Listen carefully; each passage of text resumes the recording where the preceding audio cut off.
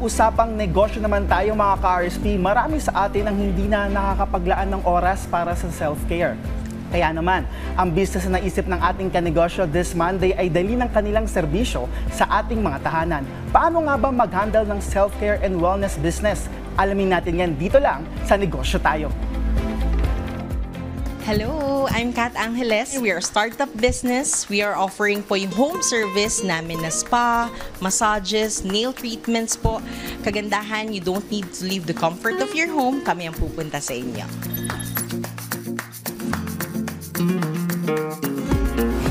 Before, from graduating po, nagtrabaho po ako as sa insurance company. For 7 years ko po siyang ginagawa. Until nung kinasal ako, nagka-baby ako. So that's the time, actually first time kong kumbaga na steady at home. Nasabi ko, pag pala nandito ka na sa married life, lalo especially nung dumating si baby, hindi mo basta-basta magagawa yung dati mong kumbaga hobbies or kumbaga yung mga trip mong gawin anytime eh. Kaya sabi ko, from before college, mahilig ako magpaayos, mahilig ako magpa-spa, and all. Bigla ko naisip, pa-home service ako. Nagpa-service ako noon. I tried various po na mga negosyo rin na nag-home service. So sabi ko, why not na ako naman ang gumawa ng sarili ko? Kailangan bunuan mo ng time, yung pag-iisip, idea, yung concept na meron ka. Kasi marami na po na ongoing na mga business na ganito. Kaya sabi ko, ano ang magiging difference natin doon sa ibang existing na.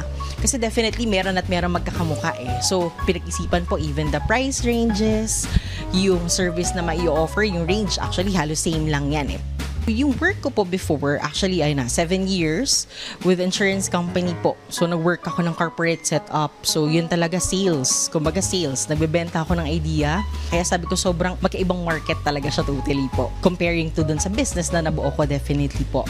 Ang challenge po dito is more of, number one po yung, again, yung paghahanap po nitong aming mga mabubuting staff.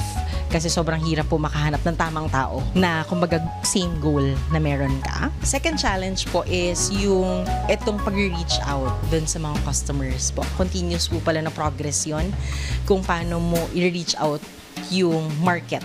Anong market ba ang target ko? For my tips and advice po, number one, never give up. Kasi malaking bagay po na pag nasimulan mo yung negosyo, yung idea na meron ka, sabi ko nga meron ka 1,000, pero kung wala ka ng idea kung paano sisimulan o palalakihin yun, sobrang no factor yun. Number two po is yung you have a partner or even family po, definitely. Family na gag-guide ka, papalakasin yung loob mo.